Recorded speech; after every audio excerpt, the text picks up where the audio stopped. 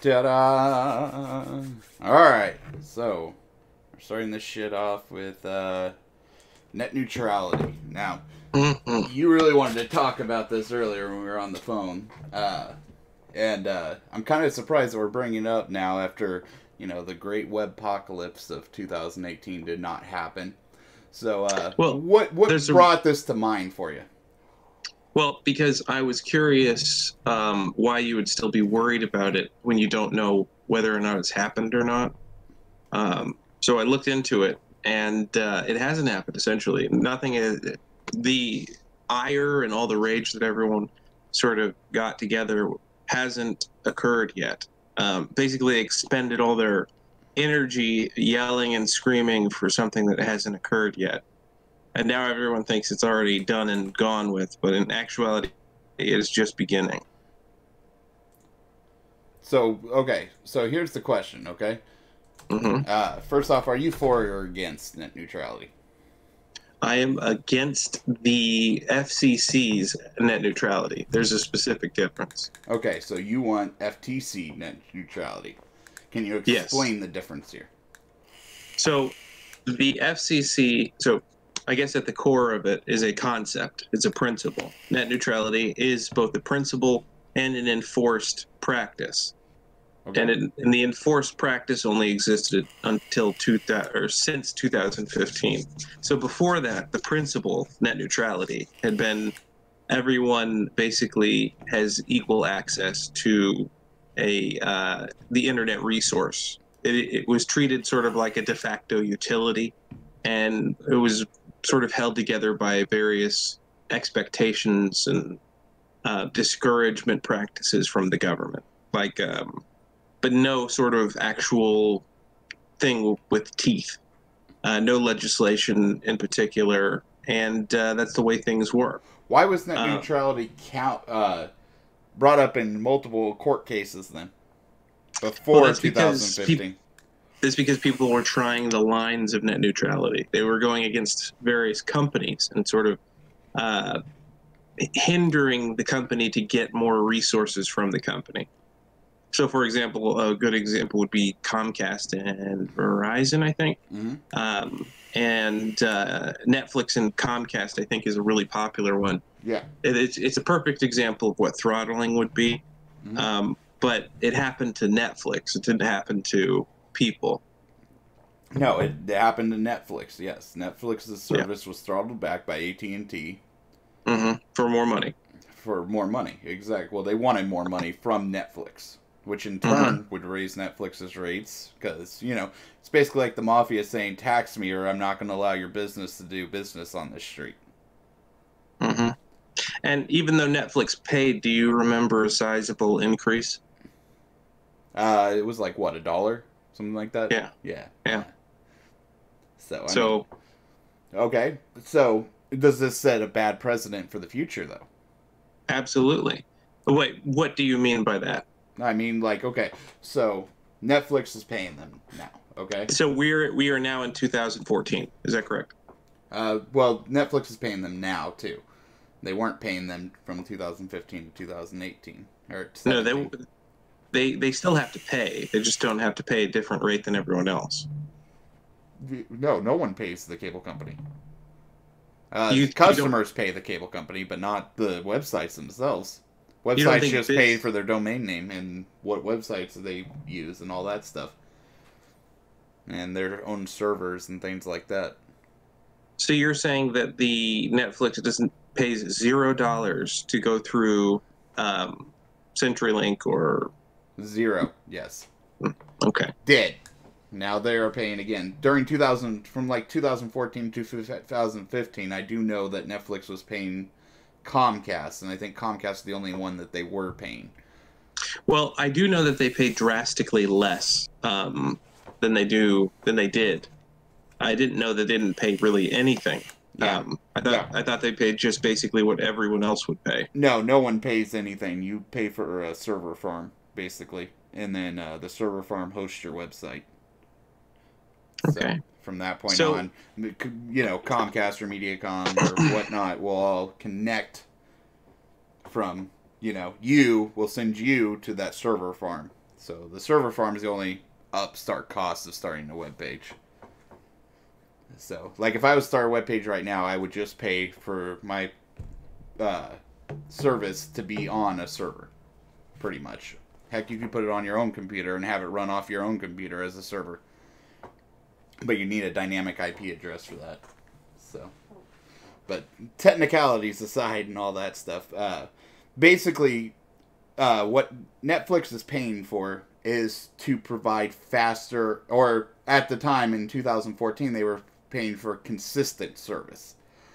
To where they wouldn't be throttled back during hours. Like if every other website was being throttled back in 2014 during primetime hours, then Netflix would not be throttled back because they were paying extra money for that. And it's kind of the reverse idea of net neutrality here, where we're saying we're just going to throttle everybody except for you if you pay us a premium here. So. Yes, so that's the beginning of packaging, because they wanted a specific thing from Netflix. So that they would have lawyers agree to whatever terms Comcast applied, and Netflix being a, what do you call that?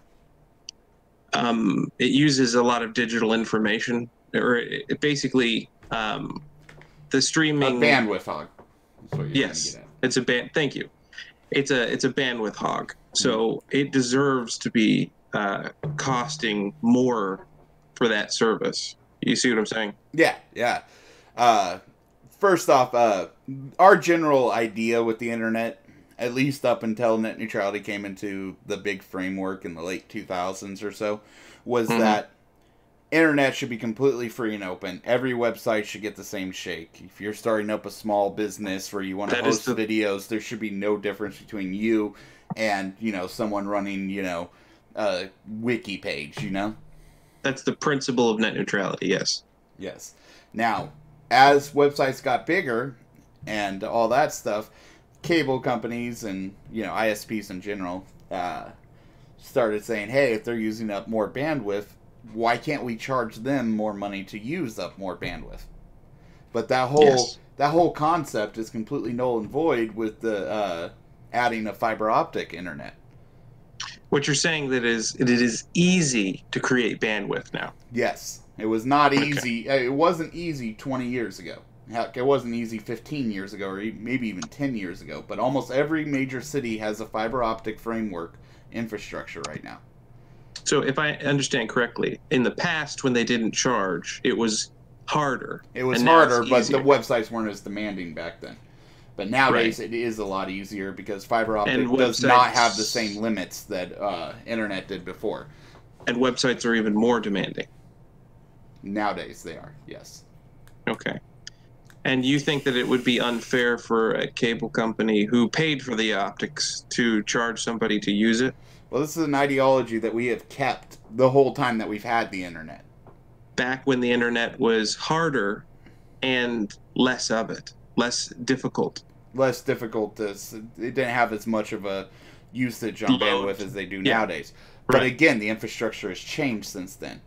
I agree. We're both in agreement that the infrastructure has changed. It's become bigger. Yeah. Right? And that argument completely goes away with fiber optic. Fiber optic is insanely fast. No. There's no pipeline blockage nowadays, though. There is no argument there is burden. I'm not saying there is burden. There is no burden. None. Again, right now. I repeat, I am saying I know, I hear you. 0% burden. 0% burden. Yes. Do you understand? Yes. Okay. So, if an orange orchard has a surplus product and chooses not to sell 50%, is it the right of the government to come in and take it from him? Because it is no burden for him to sell it, but he just chooses not to. Well, the difference between that and that is that internet is possibly a utility. It's become so intertwined in our life. That'd be like... It has been determined to be a utility, and in that regard, food could also be considered a utility. Well... Because we have to live with food. We will die with it. We will not die without internet. But for some reason, the internet is a utility. And also, the internet is also controlled... Well, fine, let's take this into a different segment then. Instead of saying that it's a utility, let's talk about the wires. Okay. The infrastructure was created by these cable companies on the backs of taxpayers. Most of the infrastructure anywhere, pretty much, is created with subsidies. And the explicit rules that they can't do things like that, or they have to follow federal guidelines. So That is not true. That's how it works in most towns I've heard of. You're saying when you go in and you want to put infrastructure into a town, there are subsidies involved. Every time. That's absolutely true. Absolutely true. What you're saying is there are subsidies, but you forget that there's also fines. What do you mean? There are costs. Yeah, costs. You have to pay. Okay.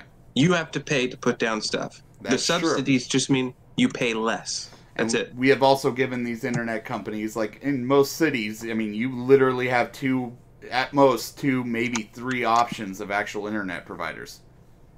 That's absolutely true. There's few options because of that wiring many setup. locations. So no, that would be because of the regulation. No. Do you know how difficult it is to lay down anything below a foot below a ground, even in Perry? No, I understand. Perry, Florida, a small town in Perry, Florida. You have to get like 1 billion different regulations and pay so many people, so many things. And then again, this is interesting. An inspector has to come out and say yes to everything. This happens in California, Chicago, all over the place. You have to pay an arm and a leg to put down anything. So what we're talking about isn't just a company coming in and just laying down something and the government paying them. We're talking about a company coming in and paying an arm and a leg and getting many people to come in and put their thumb on it and say, yeah, that looks good. It can take years, and then eventually they have to get their money back from all of that. Well, okay, so, if we're going to get into this argument, so if you want to go to the point where infrastructure is going to be, anybody can lay down infrastructure. Let's just let 5 different cable companies lay down infrastructure. You're going to have 5 different cable lines running into your house. Maybe 10 different phone lines. Mm-hmm. What about giant, monumentally sized fucking power lines going through the neighborhood and shit like that, so that you have your choice of different providers? It's just not possible in the real world. So either you want... No, it is possible. It's absolutely possible. So what, you're going to have like fucking 10 providers running into your house? If you wanted it that way, you could, but you can't. That's what we're talking about. You can't. Only the people who can afford, only the major companies that can afford to deal with all the fines, all the inspections, all the resource management to get the cable out there, the digging, the zoning, the permits, only the people who can handle that can actually do this. And that means they're big companies, and there are only a few of them. And it also means that they're going to end up government regulated by the end of it, because they're going to end up being a monopoly in their city. I'm afraid it's just a private company. Yeah, as long as there's 2. We still have rules about this when it comes to telecommunications. This isn't something new. It's literally the same guidelines that have been in place since the 1930s. Yeah, when telephone but there is no monopoly. But the telephone companies did the exact same thing. And everybody want to act like everybody want to act like this is something new that just came up with internet. It's not. This is why they should be regulated under the same guidelines. So they'll end up like the telephone company? Yeah, exactly. Do you know what happened to the telephone company? What? I've got a telephone company here. You've got a telephone company there. They're everywhere. I do not. I don't have a telephone in my house.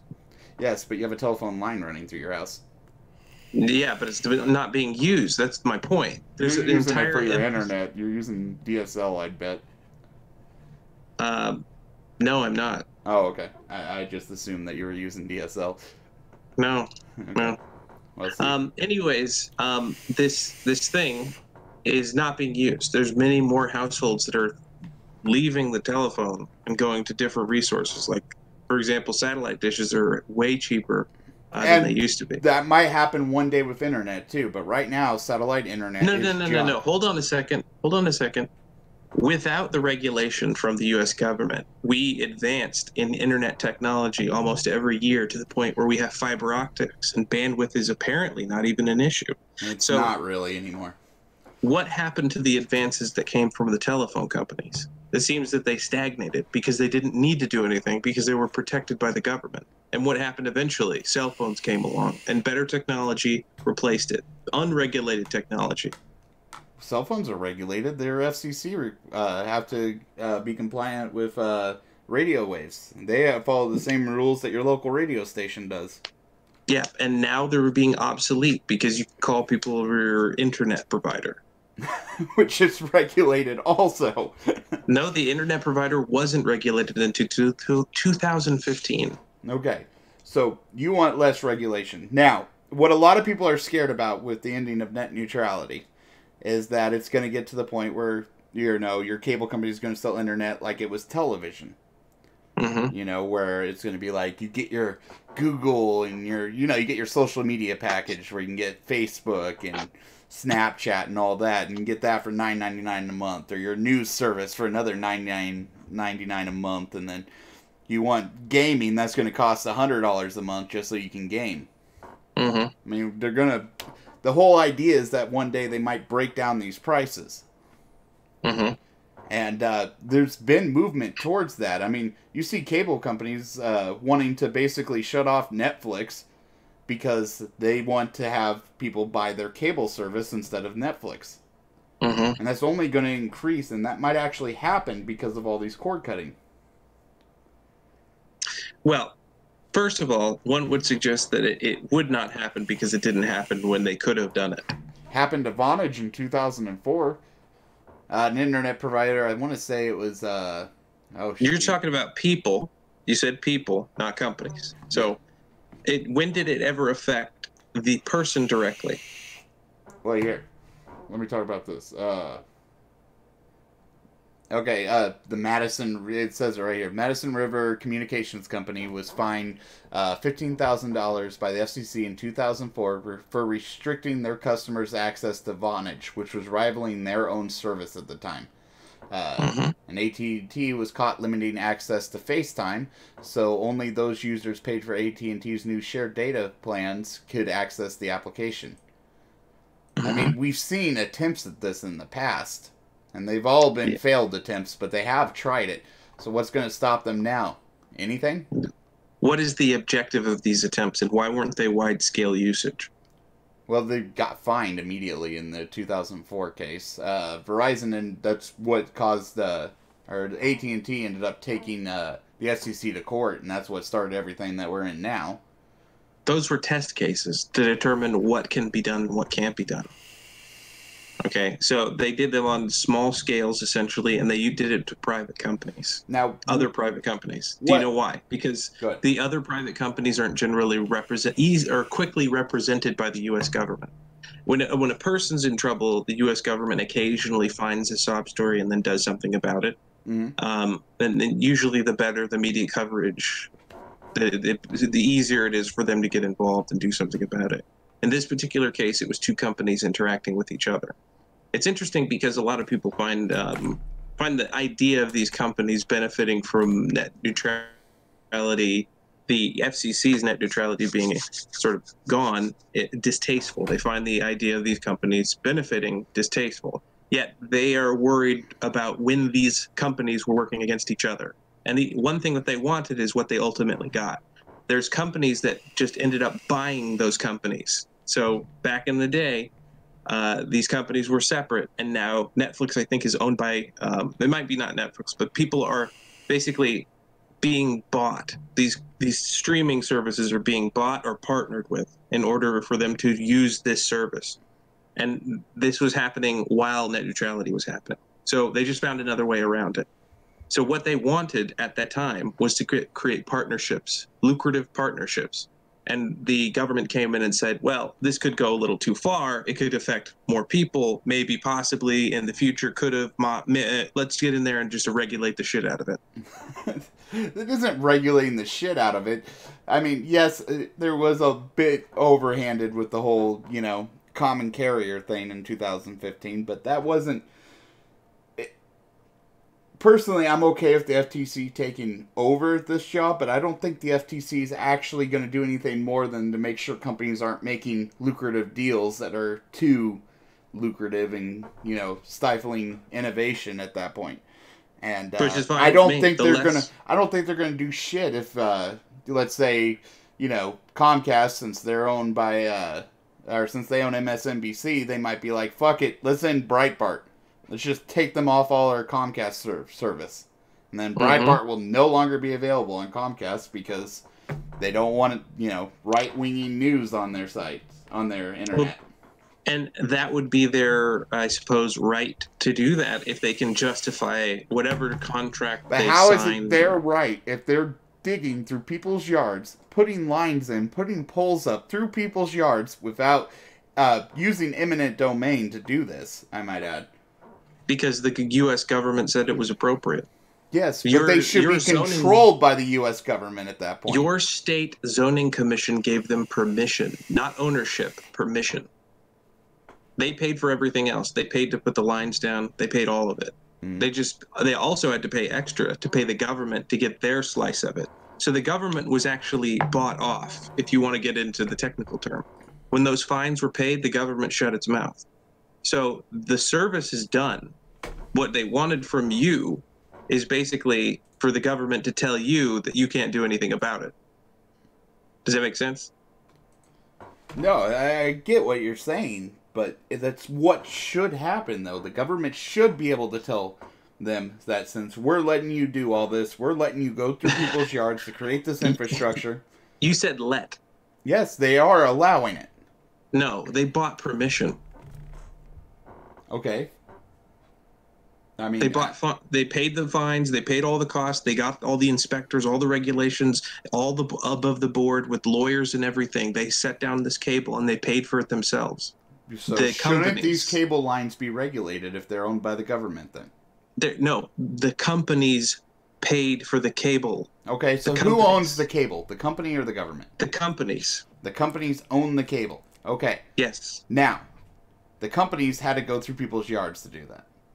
That's correct. And they paid the governments in those areas to be allowed to do it. Yes. They should not have full 100% unregulated control of it at that point. Why? It's their property. Yes, well, it's on someone else's property. And the person who protects your property said that it was okay. Yeah, well, at the same time, again, this has been upheld in other situations. What makes internet different than a phone service? Well, first of all, from a legal standpoint, the phone service is more useless than the internet. So I guess that would be one thing. Nowadays, yes, but I'm saying, what's the difference between 1930s phone service and 2018 internet? I suppose that would be the interest of the Bell company to maintain a monopoly, despite the fact that there were competitors. I understand, but they were regulated. They were controlled. Why can't the same rules apply to internet companies? Do you think that they weren't for that regulation? That they didn't lobby for that regulation on themselves? I assume that they did not. They did. They did because they can afford the regulation that they know that the competition can't. So what's the difference? Let's take this further then, since we have more competition in the electricity market. Electricity market has to lay down the wires just like anybody else does. Why is it that we regulate them and not ISPs? Well, that is actually a legitimate case. So what happens if the electricity goes out in a city? I don't know, chaos. That's why it's regulated. Yeah, no. That's why it's regulated. I get that. And internet's getting to the point where it's required in our daily lives. It's not required. Give it another 5 years. 10 years, I'll tell you right now, 10 years ago, you could go months without the internet without even thinking about it. No problem. Maybe true. Maybe true. You can't do that but nowadays. The separation is just like the transportation industry. Heck, the ticket I got the other day, I can't even pay. I have to pay it online. Yeah, I understand what you're saying, but here's the thing.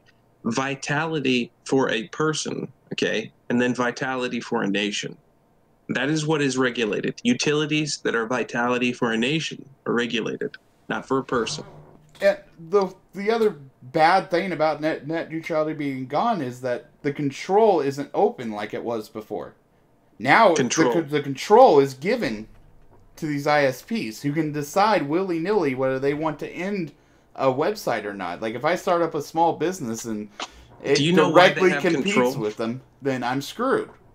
Do you know why they have control now? Go ahead. Explain. Because they own it. It's their property.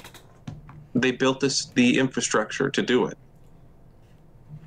Yeah, but there was a ton of subsidies involved in that, so the costs were lower because of that. And there was a ton of fines and taxes. Yes.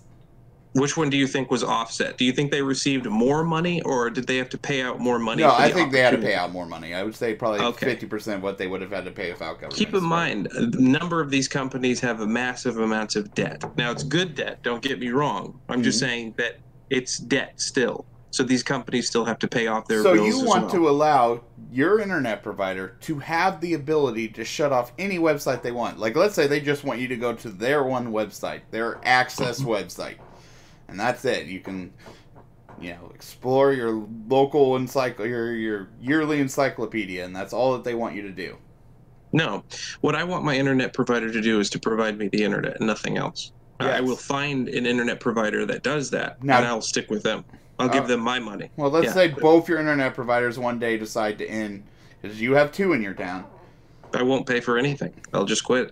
You'll just quit if they end a website you dislike or you like.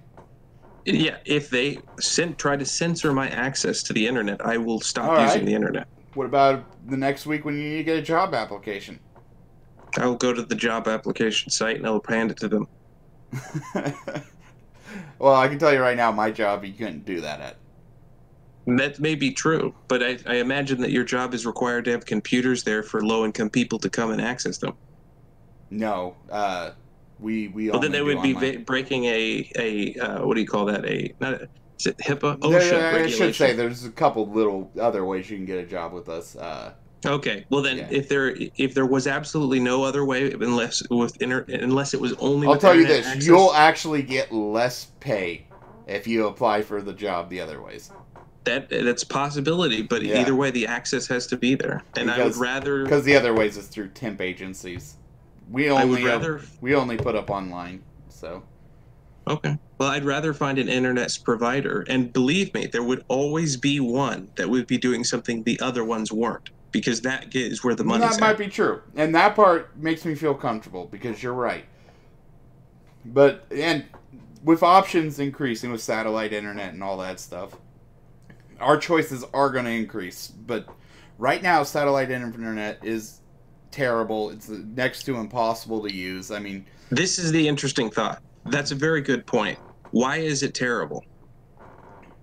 Because it's still young. Well, mainly, specifically, I mean, if you want me to get into the technicals of why it's terrible, because of ping times.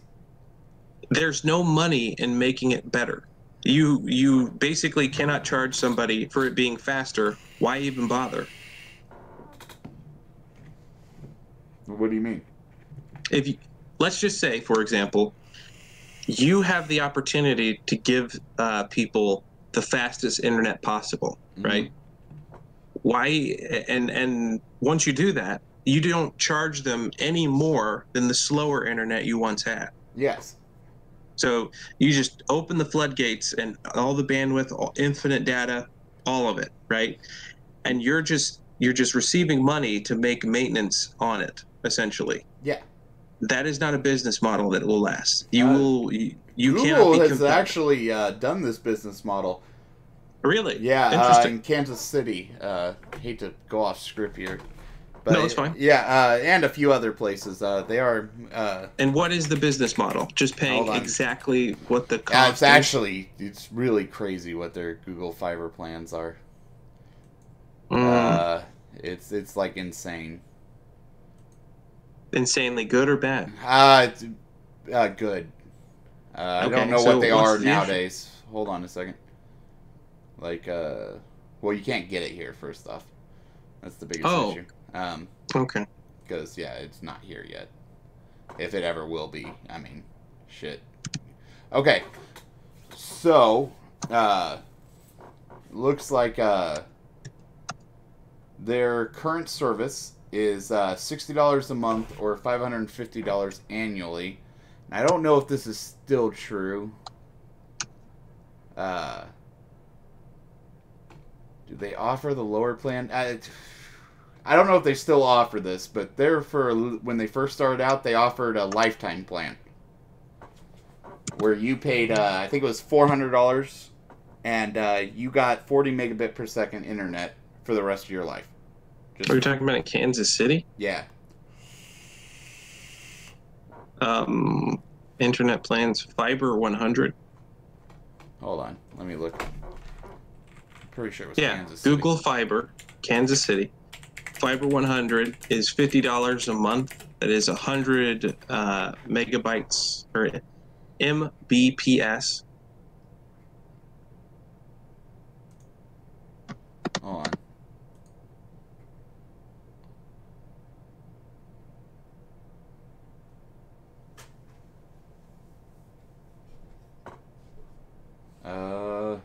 Yeah, I don't know if they offer the lifetime plan anymore.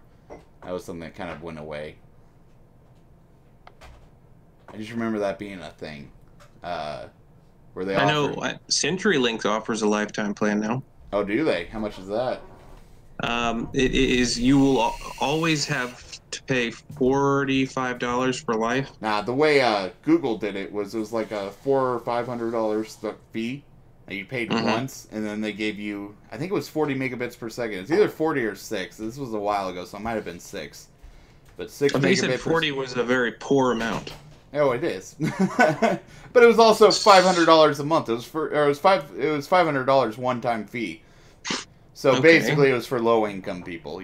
People who didn't really have any other options. So you give them the scraps. I get it. Yeah, Fiber 100. That's a good price too. Jesus Christ, I would love that. I'm sure it's a good price, but that just proves my point. Like, these kind of things are going to come out and they're going to compete. As long as you don't have companies being friends, they'll be fine. That's true.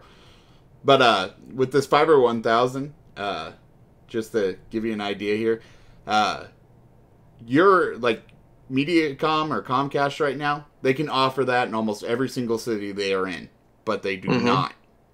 Yeah, there's a reason for that. What do you think the reason is? They wouldn't be able to charge you any more money for it. Well, they could charge, $100 a month for it or something. Yeah, but then they'd have to charge it for everyone. So there would be, you'd charge everyone $100 a month. No, right? They have tiers still. Okay, I don't understand what you're saying. So, what do you, can you explain that again, please? All right, so like you can pay, like I don't know what their rates are right now by any means. I don't have Mediacom or I don't have cable internet, but like $50 a month will get you like 40 megabits per second. $70 a month will get you like 100 megabits per second. So why not add $100 a month plan that will give you 1,000 megabits per second or a gigabit per second? I mean, why is that not a thing? Why are they not giving them this opportunity? You realize that they inhibited them from doing that, right? Who? The FCC? I'll tell you right now. I could go up to my phone company and ask them if I can have a gigabit per second internet connection, and they'd give it to me. You're saying that they would charge you no extra money? No, they would charge me extra. Oh, yeah. Okay, so you're saying that the government... So what is net neutrality? Net neutrality is saying that all data is treated equal. Yes. But so how there would be no difference in streaming service. That's never been a thing. That has never been part of net neutrality. Okay, so then what is a part of net neutrality? What are you worried about then? About websites being blocked on a whim. That's it? Yes. Okay, so you're talking about the throttling aspect. Yes. Okay, I see what you're saying. That's what net neutrality is. Now, do you want your internet provider to start throttling websites? That's the question. I'm talking about the package deals that the net neutrality essentially was preventing from happening. People partnering up and providing better service for things that are within their, like basically a good example is T-Mobile and I think Netflix have this thing where if you're streaming Netflix on their T-Mobile service, it doesn't cost you your data. right? If you don't have unlimited data, it doesn't cost you data. That kind of partnering, that kind of pairing, that's what I'm talking about. So basically, but why not just provide the unlimited data to all your customers? Why are we partnering up businesses and getting more money off of them so that they can have? You just explained it. You just said it. Why are we getting more money for getting more money? You're right. You're right. Sorry, stupid question there. You're exactly right. Yeah. Let me rephrase what I was saying. Why should we allow that? What you don't have a choice. If you want to be a person who is, I had a choice 2 years ago. I might add. 2 years ago, it was completely fair. It was saying there was no buddying. You know, that's the very definition of monopoly. It's not fair. It's price. It's price setting. It's not fair. It's literally another version of price setting. What do you mean? I mean, it's literally two companies getting together who would, in an ordinary circumstance, be competitors because T-Mobile offers a cable plan, yet Netflix offers a streaming plan. They are straight up competitors, no, and they're getting together. Competitors. It's incorrect. It's not. They're not. Netflix does not work in T-Mobile's arena. It just works on it. T-Mobile provides television service. Yes, and Netflix is a television service. It provides a television service. Netflix is a television service. They're not in the same competitive field. They compete. People cut cable to go to Netflix. T-Mobile offers cable. People are leaving T-Mobile's service to go to Netflix. So T-Mobile and Netflix are getting together and saying, hey, how do we make sure we both can make money off this? Yes, because they're not competing. Exactly. They should be competing. Why would okay, please explain how Netflix is going to compete with T-Mobile. Okay. When are they going to start making phones, Netflix phones? Is that what you're suggesting? Netflix, no. Phones is not T-Mobile's only business. Okay, so T-Mobile has a streaming service. Yeah, actually they do. Okay, and they show movies and stuff, right? I have no idea, but I know that they have a streaming service. Okay. Yeah. You mean a Netflix style streaming service? Man, you're getting into like major technicalities here. No, it's a very specific technicality because what you've said is that they're competing. If you can't prove they're competing, then the technicality is yours. Look, they are competing because T-Mobile offers a television service. All right? So does Netflix. Those two services are competing against each other. Okay. T-Mobile offers an opportunity to watch TV on your phone. It doesn't offer movies or shows, right? No, I'm talking cable. Like, they offer cable. You know, like Mediacom here does. Yeah, Mediacom offers cable. Okay? You have an opportunity to watch television on your phone. People leave cable to go to streaming services. Meaning streaming services are competing with cable. That has nothing to do with Netflix. Man, it is literally two businesses getting together and being like, hey, let's buddy up and make sure we both make money. And then T-Mobile is basically saying, hey, we won't throttle you if you pay us a little bit of money because we're losing so many customers on this side of the business because of you. No. What all they have to do is say, we will not charge people for your service, for using you on our app, which will encourage people to use you on a T-Mobile device. Does that make sense? Yeah, no, I get what you're trying to get at here, but it shouldn't be that way to begin with. First off, the whole idea of data caps is bullshit, and that's a different subject for a different day. But if they they should not be charging anybody any data caps, and if they do charge data caps, they shouldn't be taking data caps away from certain websites because they're paying them a little bit of extra. That isn't how it works. If your whole point for data caps is because it's flooding your market, don't fucking take away the data caps to your biggest bandwidth hog. It doesn't even make sense. Your whole argument fails there. In what regard? It's literally underhanded tactics by businesses. Again, what's the point of a data cap? The point of the data cap is to get more money. No, the point of the data cap, as said by multiple companies, is that they do not have the bandwidth to support modern day usage. Mm-hmm. They don't say it's to get more money. Okay, so? All right. So now, what's your point? They're using it as an excuse to get more money. And it's bullshit. It's a lie. Okay, I'm confused. I just said it was to get more money. You said no, it No, was no, to no, get no, more no. money. Okay, it is to get more money. I agree with you there. Okay, Okay. so what's the issue? The issue is they shouldn't be getting more money for no reason. The reason is they own it. Man, I gotta disagree with you on that. Because Okay, the infrastructure. no, hold You on. think You're right. You're right. T-Mobile? You Who think owns T-Mobile? T-Mobile? What company owns I have T-Mobile? no Could you idea. help me with that? No. Oh, it's T-Mobile. T-Mobile owns T-Mobile. Okay, So T-Mobile. you're saying who else can own T-Mobile? What are you talking about?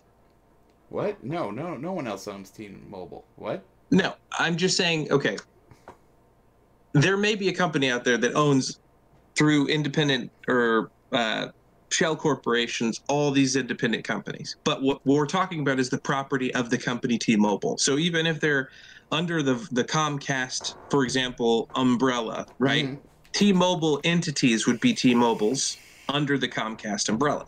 Okay. Yes. Otherwise, they'd all be T-Mobile would be erased and be called Comcast something or other. But anyways, Comcast T-Mobile, let's just assume that it is owned by another entity. All It's right. still all the stuff T-Mobile made to get to the part where it's sold to Comcast is the property of T-Mobile. But these are using public utilities. They're using radio waves. They are using, which has been held up multiple times. Radio waves are owned by the FCC, and then people rent them out. Radio waves are owned by the FCC. They are. All radio Okay. waves in America are owned by the FCC. Do you mind if I check that out? Yeah. I know they're controlled. I don't think they're owned. You have to pay a leasing fee to use radio waves. Yeah, and a licensing as well. There's some sort of license thing.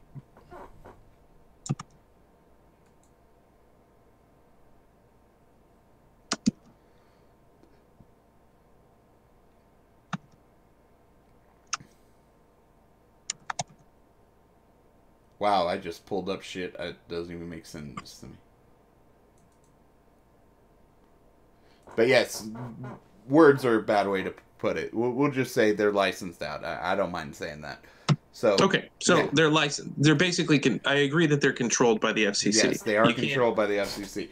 Now, if they're controlled by the FCC and you're using these radio waves to send data and you're saying that these radio waves are going to be clogged up for some bullshit reason and this is why we need to do a price increase, the FCC has every right to say no. And yet we stifle that power. Yeah, absolutely. So that this company can make more money based on bullshit science. On bullshit science. Yes. What do you mean bullshit science? Bandwidth allocations. I mean, they're radio waves. You're not clogging up radio waves in this situation. It's basically along the idea that turning on your phone during a plane flight would kill the plane or something. Well, there's a bit more truth to that one. Oh, really? Because they've actually stopped doing that in some places. Yeah, but there's still a little bit. Well, that's because the technology's changed. I don't know enough about that to really speak on it. Okay. Well, so basically you're saying that it's bullshit that these people producing the towers that makes these frequencies has control of them? Look, if they want to make more money, say it and let the FCC decide at that point if it's okay or not. Well, at the time they couldn't say it because, the whole net neutrality being enforced in the shadows. Ooh, shadows. Yeah, because before 2015, the idea of net neutrality was expected and enforced in a open internet thing that was open internet order 2010, I think. Yeah. Where it basically was guidelines that they wanted people to follow, and they basically hinted that the government would come at you pretty hard if you didn't do it. So people lied. Companies lied about bullshit caps because also Look, they own the property. So you know what? I can agree with you on that. That was something that was happened, and I will add the caveat, assuming that you are correct. Okay, because I don't know anything else about this, but assuming that the caps are bullshit, as you term them, then that's why they did it, because they want more money. Yes. And they couldn't do it in the open. Look, no matter what, I'm going to agree with you on this because I will say the one thing that the FCC is doing now that I like is that they are requiring these companies to be more transparent as to why they charge these fees, and I think that's extremely important. Why couldn't they do that under net neutrality? Because what you're saying, they were scared. They didn't want to get in trouble. Why didn't the FCC enforce transparency? That's a good question. I do not have an answer to that one. I can tell you why. Because it wasn't their concern. Their concern was just the public image, you think? No, the concern was the control of the businesses. All right, fair enough. They could have easily enforced that anything you're doing, you have to explain, or you have to be willing to openly explain it, or that they can investigate it at any time. Any of these policies, if they were going to go ahead and limit the actions that they were going to be taking, and they could say, we want to make sure that all these bandwidths are, being treated equally. So we need to know what's in them. We need to make sure all this data, even if it's a sizable portion of data, and you say that it's just as equal as this one, we want to make sure what it is. They could have put some sort of provision in that to find out the transparency. But then why all of a sudden is the evil guys, the guys who are coming in and trying to get rid of the FCC's net neutrality, if they're so bad, why do they want more transparency? Well, I'm not saying that they're bad.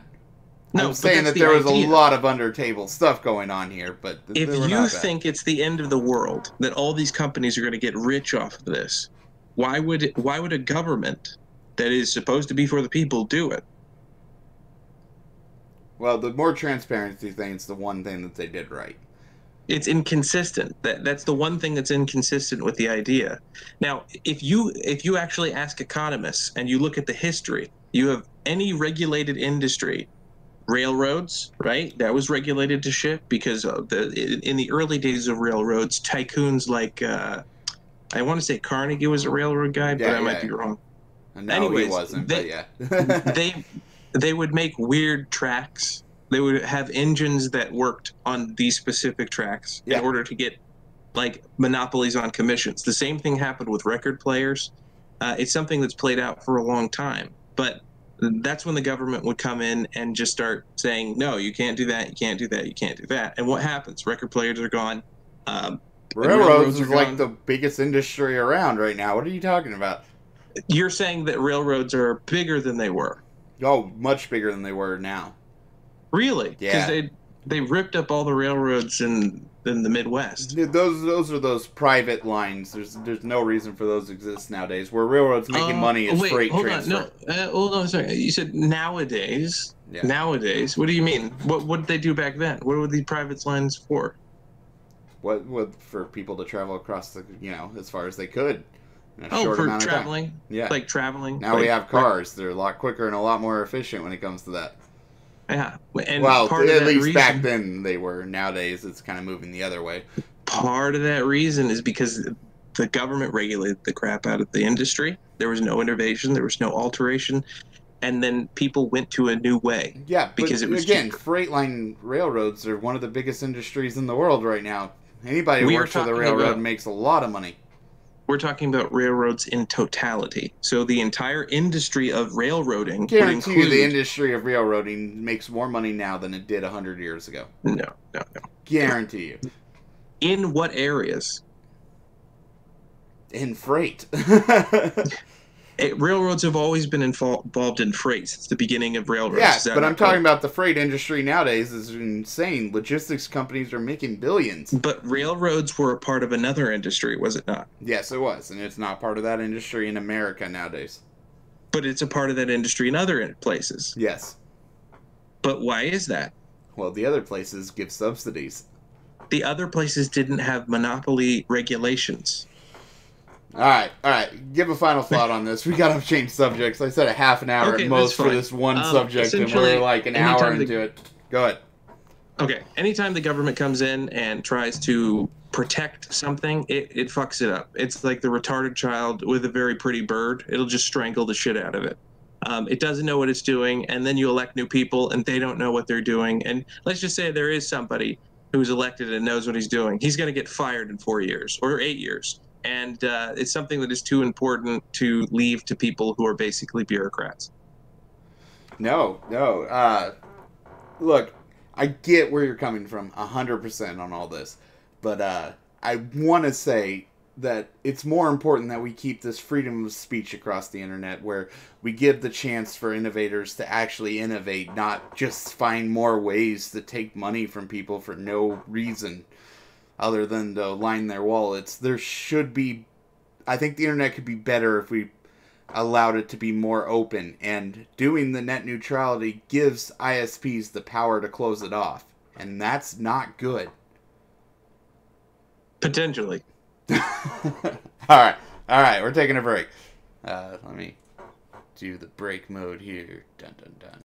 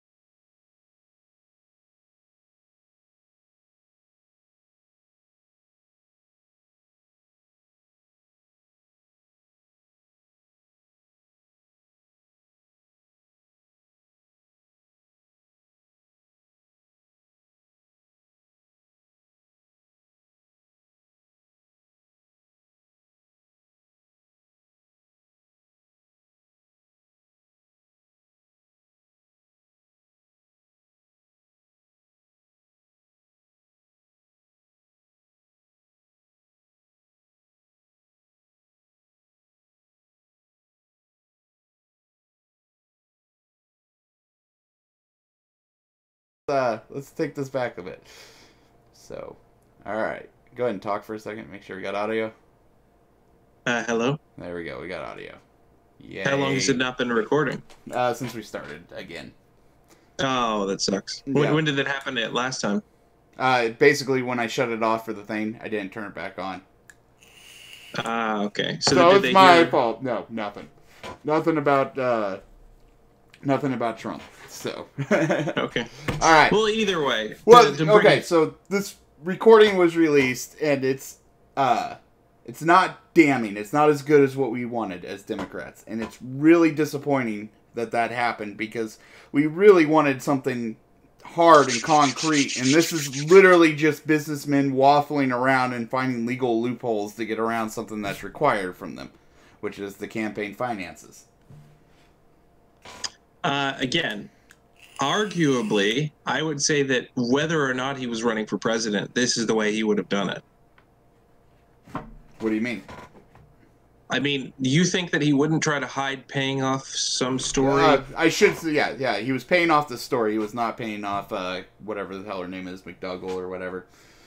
Yeah. So he was attempting to purchase the rights for the story from the people who bought the rights to the story. Yeah. And I think they would have tried to hide it regardless. I mean, back when he was trying to get rid of the allegations that Stormy Daniels put forth, he used an alias on the non-disclosure document. I mean, he didn't have to do that. No, but all these are an attempt to keep these things from the public, and that's what shouldn't be allowed here. I'm saying that he was consistently shown a pattern of wanting to keep things from the public. This is just, like in my example of buying condoms, just something that he does, like for hygiene purposes or whatever. This is something that he does to keep his reputation clear, whether he's running for president or whether he's not. See what I'm saying? I understand what you're saying, but that's this is on the scale of straight up lying to people that Bill Clinton did. You know, I did not have sex with that woman. Or sexual relationships. That is a far cry from this situation. First of all, Bill Clinton billed himself as a person who was an upstanding citizen. Nobody saw this coming. What? Trump has never been like, I am a family man. I have taken care of my family, and I would never cheat on my current wife. Do you believe him? No, God, not for a second. Are you saying that he has never bragged about cheating with women, like on camera? Well, yeah, kind of. He has, hasn't he? Okay. Yeah. He has. And the Access Hollywood tapes, he's never apologized for saying he's going to grab her pussy. Yeah. So I don't understand. Now, let's compare Bill Clinton's reputation. Did you know that he raped somebody? He did not. He is accused of raping someone, and so is Trump. Trump has been accused by multiple people. In fact, Trump has been straight up taken to court. Bill Clinton's never been taken to court. Yeah, so what does that say about Bill Clinton? That he didn't do it? I mean, I'm just saying there's no real substantial evidence of him doing it. And I'm not going to accuse Trump of rape right now. That's not up for question right now. What's up for question? Have you ever heard of somebody named Broderick? Juanita Broderick? Yes, she accused him. But did she ever take legal action? No. She tried, as I understand it. But again, he was the governor of Arkansas at the time, or going for the gubernatorial thing or something. This is back in I think the 70s or whatever. But either way, 80s, I think, like late 80s, give or take. But yeah. Yeah, but either way, the situation is that she couldn't get justice at the time. Trump had a request to be taken to court. He never showed up, and it was ultimately dropped because the person wouldn't reveal themselves. But for child molestation. Yeah, and what happened to those claims? They were taken out of court. Okay? But again, I don't want to bring up those things. You're kind of forcing me to bring them up because you were like, well, Bill Clinton raped someone. Where's the fucking proof of that? Where's Broderick? Juanita Broderick, yes. Okay, so she came out and said it. There have been people who have come out and said that Trump raped them. Nothing substantiated, but I would say about as substantiated as Juanita Broderick. By the standards of today, do you think Juanita Broderick would have a case? I'm sorry, are you familiar with her story? A little bit. Let me see if I can figure out here. Wait, you know what? How do you spell Juanita? It's Okay, immaterial. it's immaterial. The point You're of the right. matter is, let's just say that there are accusations against a lot of people. Okay, a lot of rich people. And you're right. And I will give you that. I don't think Trump's raped anybody. I do think Trump had sex with Stormy Daniels. I do think he had sex with McDougal or whatever. Karen McDougal's right here in front of me. Okay, that's fair. And let's just say, for the sake of argument, he is totally banged those chicks. Yes. All right? I'll give that to you. So what? Well, where we come into the legalness of it and whether it's illegal or not is how he paid for it, which I assume he paid for it with his own money. Mm-hmm. Okay? But he paid for it in an attempt to keep him down during an election, which means it was a campaign expense. At that point, it becomes against campaign finance laws, and it could be construed as being illegal. If you are saying, okay, that any expense, regardless of its relevancy to the campaign, especially if there's a previously established pattern of behavior, like, for example, somebody likes to go to the gym, they believe that their appearance would affect their election process or their election likelihood, so they have to admit that they go to the gym on their campaign finance. So that means that we can open up any other candidate fails to note any single thing that they buy, because I can reasonably make the argument that, for example, Barack Obama, condoms that he bought to have sex with his wife, assuming that's what they do, is use condoms, is campaign finance territory. Do you understand the can of worms that you're creating? Well, if he bought them while staying at a hotel on the campaign trail, yes, it could be construed that way. Cut that. No, that's not what we're talking about. You suggested that a man paying off whatever harlot he slept with. I'm sorry, I shouldn't say that. I'm sure she's a wonderful person. Whatever person. I like how you go straight to the slut thing, I might add. It's not like you're not echoing every single thing that people have said over and over again. I said harlot because, in particular, there are people who sleep around with married men. They know they're married and stuff. You know what I mean? Yeah. No. I get what you're saying there.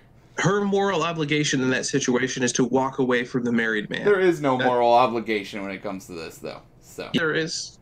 There's absolutely a moral obligation. I mean, if you care about another human being or their relationship, you would walk away from a situation that would, again, it reflects. So you're blaming the person who isn't having an affair? It ain't that person's fault. Hold on, you cut out. I'm blaming who? The person who isn't having an affair? I mean, if my wife slept with someone else, I'm not going to beat the shit out of that other person. I'm going to be pissed off at her. No. What I'm blaming, is not blaming. I'm saying that this person is of low moral character if she knew this person was married and slept with her husband. Man, I could even make an argument against that, but I get what you're saying with her situation, because it'd be harder in her situation because she did just sleep with him because it sounded fun at the time. Yes. But she's also the type of person that probably doesn't put that much value on sex and therefore doesn't worry about it too much. There are people who don't put a strong value on sex. She still lives in a society where people murder other people when they sleep with their partners. I understand that. And some people do put a high value on sex. I do. I get that. I understand. I'm sure you do, too, if you think about it. I do. I would be upset at my wife if she cheated on me, no doubt. No. I'm saying if your daughter was the type of woman who would cheat with a married man, I would call her an idiot. But that's something you wouldn't congratulate her. Okay, fair enough. You are right there. There is still this moral stigmata about this. And I get it. It's for a necessary purpose, because do you know what happens when people just start sleeping around with people's partners? People start dying. And you're over here slut-shaming her. Yeah. I wouldn't slut-shame my daughter for having sex with a married man. I'd be like, man, that was stupid. That's a shaming. Okay, I wouldn't be going as far as you are and saying you're a harlot. That's just an old term to define the exact thing that I'm talking about. Wow, man, that's fucked up. Harlot is an act. I'm afraid it's an accurate term in this sense. I mean, she didn't. All right. Okay. But regardless, I did try to retract it, and you are the one who brought it sorry. forth. I'm sorry. I brought that. I might have taken that a bit too far. But go ahead. Regardless, this woman who is also a Playboy person, not the person who's actually a porn star. Yeah. Karen McDougall. She agreed to the terms, right? Oh yeah. Well, no, she agreed to have her story sold. She Right. did not agree to the terms of taking the money, so she's under no gag order, unlike Stormy Daniels was. I'm sorry. She did not agree to taking the money? Yeah, she took the money from the newspaper company. I get what you're saying. Okay. Yeah. Regardless, this transaction was not between him and her, but for between him and the newspaper organization not to sell her story. Which would make it even easier to report. I mean, what I don't get is why he thinks it's okay to not, like, the campaign finance rules don't apply to him in this situation? Is that what we're trying to get at? What I'm saying is that there's a pre-established history of him doing this with everybody he slept with. Mm-hmm. So I'm saying beyond the presidency. Do you know that they put, what was his name? Not John Kerry, but John Kerry's running mate. John Edwards? I think it was Edwards. Yeah, John Edwards. They threw him in jail for this. They threw John Edwards in jail? Yeah. Let me look this up real quick, just to make sure I got the name. I'm pretty sure John Edwards paid off somebody who was pregnant.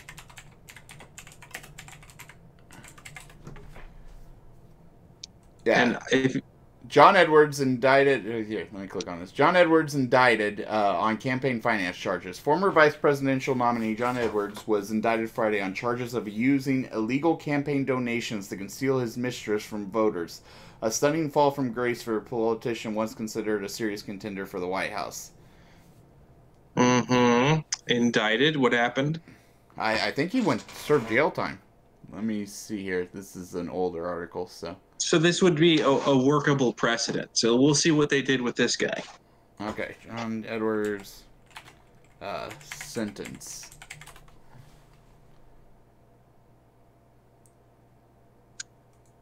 John Edwards, I don't remember him. He was John Kerry's running mate. So he was running for vice president when John Kerry was running for president in 2004. Damn. Bland as hell. Can't remember him. Let me see. Indications are that prosecutors will not pursue another costly... Okay. There's the second acts in American life. What did he actually get? While John Edwards, who was facing a 30-year sentence... Your sound keeps dipping out. Oh, really? Yeah. Let me see if that's happening on my end, too, real quick. Testing.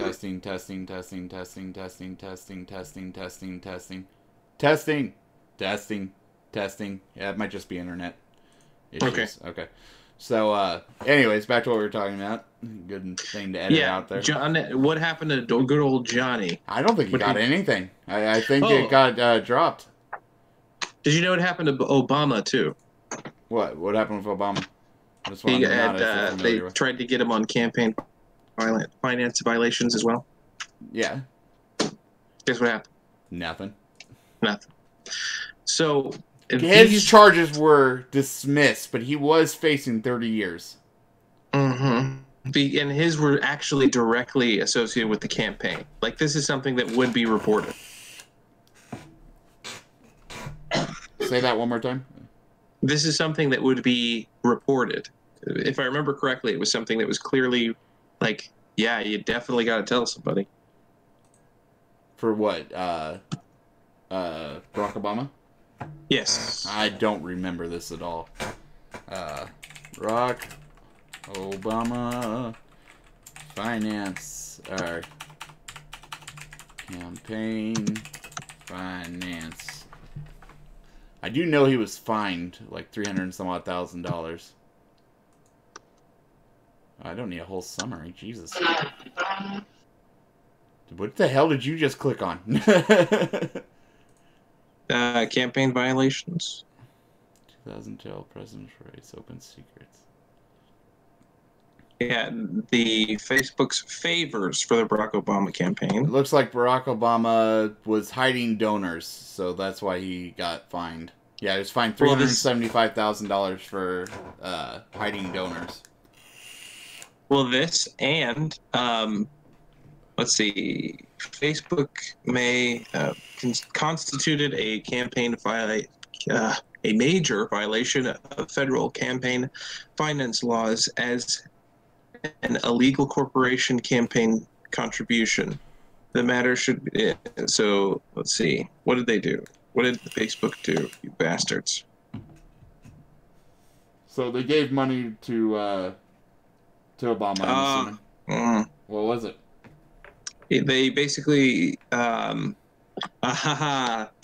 this is right. I forgot about this. Controversy continues to swirl around how the consulting firm Cambridge Analytical obtained personal data from over 15 million Facebook users without their knowledge, using it to target individuals in an effort to help Donald Trump be reelected. Yeah. But a more serious case appeared of apparent misconduct involves Facebook data going to a different presidential campaign.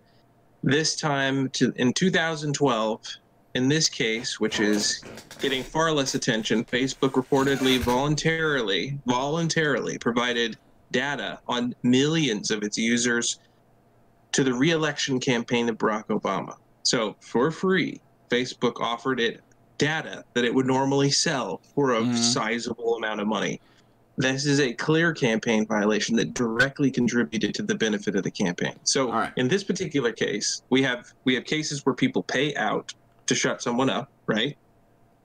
No. And then we have what? yeah. With Trump, yeah. Okay. So we have cases where they pay out to shut someone up, and cases where they pay in and they don't report it, right? Yes, correct.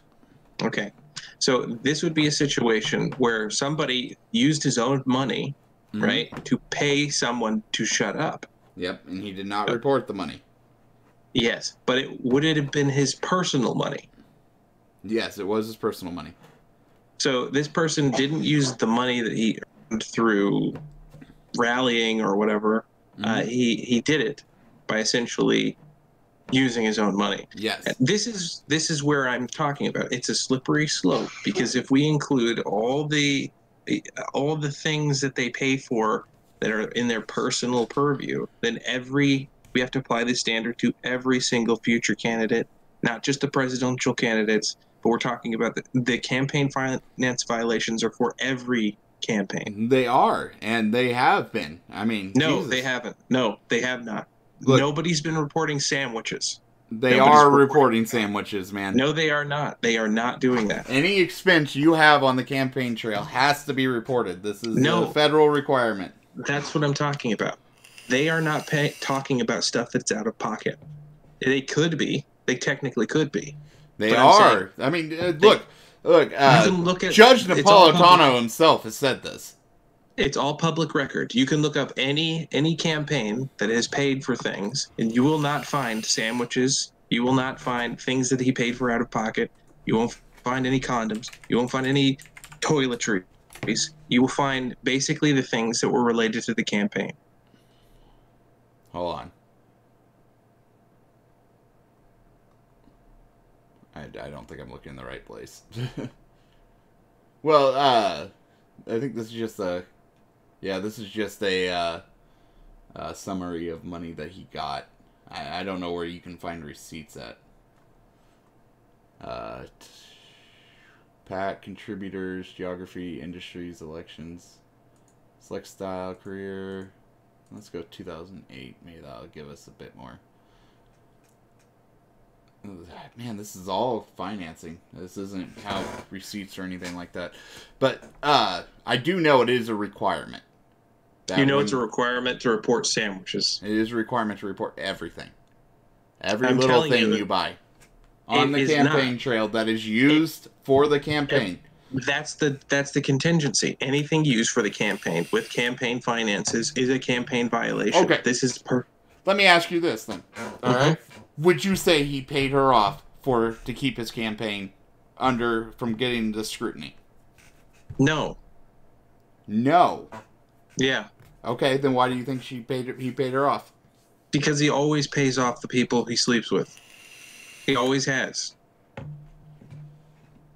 So you don't think he paid off that money to keep it out of the newspapers? These Again, people weren't asking for... These people weren't that's getting not what I payoffs before 2016. Not what I said. Of course he kept it out of the newspapers. That's what he was paying for. What I'm saying is he has already established a pattern of doing this before the candidacy. I have no idea about that. I couldn't speak to that because those are going to be under the table, and we doubt we'd have it anymore. When did Stormy Daniels sign the agreement? 2016. In fact, it was October 2016, so it was less than a month before the election. Are you sure about that? Yeah. Okay. In fact, I think we can pull it up here. Get some Stormy Daniels love. I'm going to say... if my internet will actually work. There we go. Alright. But yeah, I'm pretty sure it was October 2016. Wow, this is a lot about Stormy Daniels. What does she allege? It all goes back to July 2006 when the White House was merely a twinkle and blah, blah, blah. Hold on. He was sprawled out on the couch watching television or something, she said in an interview. He was wearing pajamas. She alleges that the pair had sex in the hotel room, something Mr. Trump's lawyer said his client denies. If Daniels' account's true, this would happen just 4 months after the birth of his youngest child. Wow. So that's pretty harsh. So rumors of the affair started to appear before the November 2016 presidential election. In January, the Wall Street Journal published an article claiming that President Trump's lawyer, Michael Cohen, made a $130,000 payment to Miss Daniels in October of 2016, 1 month before the election. The Journal said the money was part of a non-disclosure agreement with Miss Clifford, which said she couldn't discuss the affair publicly. These are old, recycled reports which were published and strongly denied prior to the election. But as we know now, with Cohen getting arrested and all that shit, that the payment was actually made from Cohen to them. And Cohen is, I'm assuming here soon, going to claim that Trump agreed to make the payment. And okay. If he paid it in October, right before the election. Well, thank you for verifying that for me, because I do not know when this crap began. But essentially, they slept in 2010, 6. Yes. And no payment between 2006 and 2016. So no payment for 10 years. Okay. So and then the payment was made right before the election. So it was, I believe strongly that it was made to keep her quiet for the election. So then if that's true, that should be the beginning of the behavior. Is that correct? Yes. Okay, so then there should be no other people that were before that date. Oh, I get what you're saying. It's before 2006 or before 2016. Right. Okay. Because you'd have no reason to pay them off because you wouldn't care about it. I'm not saying one way or another. I'm just saying that for this particular payment, he paid her off for the election. But the idea, is that you're saying he's paying her off for the election. I'm saying that he pays them off every time. I don't think that's going to make much of a difference in the end. But I think it's conceptually different. You're saying that he did it specifically for the election. I'm saying that he did it specifically because he does it every time. We're not going to agree on this part because I don't think it's going to matter legally speaking. Now, I didn't say that it would. Yeah, I think no matter what, legally speaking, it's going to count as a campaign finance violation. Again, it can't count as a campaign finance violation without establishing that it was a part of the campaign funds. It doesn't have to be part of the campaign funds. It just has to be in pursuit of the campaign. And that's where you have to establish that this was something that is in pursuit of the campaign. Yes, whether it came out of his own pocket or, donations, it doesn't matter. It has to be in pursuit of the campaign. If it is not out of his own, if it is not out of funds, right, and it's out of his own pocket, then you have to establish, the court has to establish that it was specifically for the campaign. It can't be for any other purpose. Do you understand that? Correct. So if you don't do that, then there is no violation. And I'm saying that if he's done this in the past, then that means there's another reason. Well, yeah, it's possible. I get what you're getting at here, and that you're right. It's going to be a hell of a fight if that is the case. Yeah, because and that here's the will take problem. lawyers upon lawyers to figure out. What will you get for it? What will That's the next question I want to get to. Will it be enough for impeachment charges? Absolutely not. It doesn't take much to get impeachment charges, though. Well, I've actually heard a more interesting argument. Yeah. The idea that basically, I think Michael Cohen is able to access information that is of a criminal nature, and there is civil and criminal charges in fraud. Okay, and essentially, if what's her head, not Stormy Daniels, but the individual I called a harlot, yes, McDougal, yeah. If she was told that she was going to get her story published, then I think AMI lied to her when they bought her story, which would be essentially a fraudulent contract. They probably didn't lie. Most likely in the contract, it straight up said that this payment is going to be made whether we use it or not. Yeah, no, I actually did read the contract. Yeah. In the Exhibit 1 part of the contract under Section 5, it does say that they don't have to use the story. So that was the strongest idea to get the information into the Mueller investigation. Yeah. But then the question becomes, right now, this information is in I think, New York district, which has nothing to do with the presidency, which means they would have no authority to share it. Yeah, I don't think the McDougal thing's going to go anywhere. I don't think there's anything too bad there, and I think he got around it by creating the third-party company. Right. Well, I don't think that has anything to do with it, because it also has to do with how the information was taken. So why was the information taken? It's for whatever's going on with Michael Cohen. Yes. Even if there's something going on with this Trump thing, it's more public opinion than it is actually useful, because it can't be used in court because of how it was found. You're exactly right. It just can't. No, it can't be used against Donald Trump, because if there was something on there that was incriminating for Cohen, it could be used against him. But in the case where for Mueller, right? That's the big hope that you guys have. He can't get to it because it's not in his jurisdiction. No, and he wouldn't be able to. You're exactly right, and I think a judge has already ruled on this too. So yeah, these can't go anywhere towards Trump. Like, nothing that they find there, I don't think can be used against Trump. I think. Well, they could if it was a criminal thing, he could take it. But at the same time, Cohen could be an informant for them, and they can start a case based on Cohen being an informant. But he's also a lawyer, and I don't know how that actually works. I know it's unethical, but I don't know if it's actually illegal for a lawyer to give out detailed clients. I know he will be disbarred for it. He's probably going to be disbarred no matter what, though, so that's not even... I don't even think that's a concern of his right now. Conspiracy to commit a crime is what violates, or what helps lawyers get out of attorney-client privilege. Yeah, so if there is a conspiracy to commit crime, and he comes in as an informant, instead of, Mueller stumbling across this because it was released or whatever, because it was part of the FBI search. Like, nothing they found in the FBI search can be used. But he can straight up go to Mueller and be like, hey, Mueller, I got all these other tapes. If I release... That's not true. That's anything that they found that implicates that Trump committed a crime can be used for the Mueller investigation. It can? I don't think it can. Mueller can have, what do you call that? An injunction. No, I don't think it's an injunction. Some sort of weird legal name. He can get it. He can snatch it up if it's related to the Mueller investigation and it's related to a crime. But he can't do that if it's nothing. If it's not anything. No, that makes sense. Do that.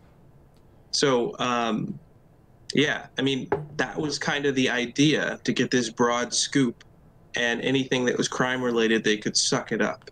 And they didn't have to Mueller didn't have to do anything on his end to let him, because they work in the government. Mueller would have to sort of. It was possible that he would send up flags. That was the intention. Or there's two theories behind this: either that he was going through this New York office on purpose, or the New York office took the initiative based off of information Mueller provided. Could have been either one of those. The cover-up story, if it goes south, is they just did it. We didn't tell them nothing. We were just like, hey, have you ever looked into Michael Cohen's office? And they just ran off and did it. We didn't want them to do it.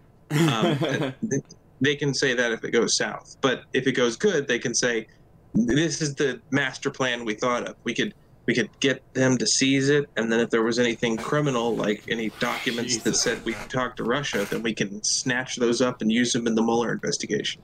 And if there, even if there is any charges brought, technically, president can't be charged with a crime while he's sitting in office. Oh, he can be charged. I'm not sure about that. I know he can't be convicted of a crime. But no, I can't be convicted. They can charge him. Okay, so he can be charged. Okay, fair enough. I mean, he's been sued, too. Yeah, you can be sued, but I don't think you can be charged. Or I know you can't be convicted of a crime as a sitting president. But usually, the president will step down, and then he'll have the vice president, pardon him. Yeah. So I think it's funny. I think it's funny that you guys the Democrats in general, are very eager to try to get Trump impeached, because you know what was coming next. What was coming? Oh yeah, I know, Pence. Yeah. Like, what's the worst thing than Trump? Oh yeah, Pence. Yeah, he has a reputation. I'm not gonna lie. The reason why I want to see Trump impeached is not so much my hatred of Trump; it's the fact that I want to see a president taken out of office in my lifetime. Really? Yeah, it has a lot more to do with that than actually seeing Trump impeached. It's just... That's a bit nihilistic. I'm not gonna lie, though. I mean, I'm not sitting here... I mean, I guess I do go to, like, Breitbart and put up random Pence 2019. But... that's just the troll. But yeah, I understand. I definitely don't want Pence. If I had to choose between Pence and Trump, I'd choose Trump any day. Like, any fucking day. That would be incorrect, because you were actually rooting for his destruction. Yeah, well, I still want it to happen. Just to see it happen. Fine. Plus, the demoralizing effect it's going to have on Republicans. I mean, there's no way Pence will pull off a 2020. It never happens. You think that it would be a demoralizing effect? That's interesting. What, you think it would rally Republicans together? To do violence, yes. To do violence? Oh, God. Oh, absolutely. I mean, what do you think inhibits them from doing it now? Think about it. Like, what more antagonism do you need than Antifa? That's true. Hey, let's do a quick pause here. Okay. Because I got an idea. So. Okay.